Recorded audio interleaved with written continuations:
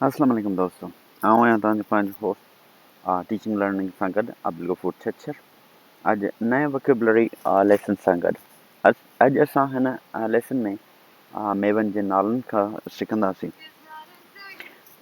जिन खे तव्हां पंहिंजे ॿोली में, पंहिंजे जुमलनि में ऐं पंहिंजी राइटिंग स्किल्स में ज़रूरु इस्तेमालु कंदा। जीअं त मां तव्हांखे पहिरीं बि अर्ज़ु कयो त जेके बि वर्ड्स आउं तव्हांखे सेखारियां पियो उन्हनि जी प्रैक्टिस लाज़मी आहे। त उन खां पहिरीं जेको आहे न, जिन दोस्तनि चैनल खे अञा ताईं सब्सक्राइब न आहे कयो त उन्हनि खे सब्सक्राइब न करणु विसारींदा, ऐं जेकॾहिं उन्हनि खे को कॉमेंट्स या उन्हनि जा सजेशन आहिनि उहे कमेंट बॉक्स में लिखणु न विसारींदा। त अचो त ॾिसूं त अॼु कहिड़ा नाला, मेवनि जा नाला असां सिखूं था ऐं उन्हनि खे कीअं ॻाल्हाइजे थो उर्दू, सिंधी ऐं इंग्लिश में। तो लेसन 1.2 मेवनि जा नाला, names of fruits. Number 1 Apple, जंहिंखे उर्दू में सेब और सिंधी में सूफ़ चवंदा आहिनि। एप्पल, सेब, सूफ़। ॿियो लफ़्ज़ आहे बनाना, जंहिंखे उर्दू में केला, सिंधी में केलो। बनाना, केला, केलो। ग्रेप्स, अंगूर, अंगूर।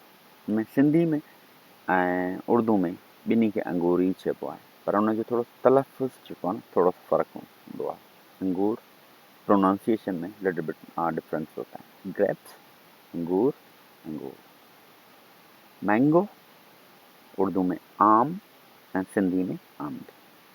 मैंगो, आम ऐं अम्ब। मेलन, खरबूज़ा ऐं सिंधी में गिदरो। मेलन, खरबूज़ा, सिंधी में गिदरो। ऑरेंज, किन्नू, नारंगी।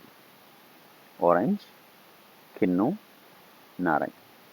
किन्नू उर्दू में ऐं सिंधी में नारंगी। पीयर, नाशपती, नाशपती, जंहिंखे सिंधी ऐं उर्दू में मोस्टली नाशपती ई चयो वेंदो आहे।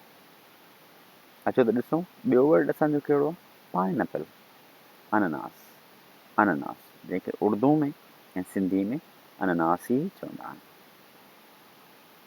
प्लम, आलू बुखारा, आलू बुखारा, आलू बुखारा, आलू बुखारा, इनखे ॿिन्ही ॿोलियुनि में आलू बुखारा ई चइबो आहे।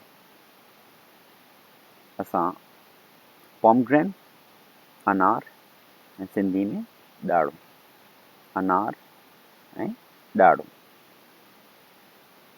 वाटरमेलन, उर्दू में तरबूज, सिंधी में छाई। तरबूज ऐं छाई। त नाज़रीन, इहे हुया अॼु जेके वर्ड्स जेके असां सिखियासीं।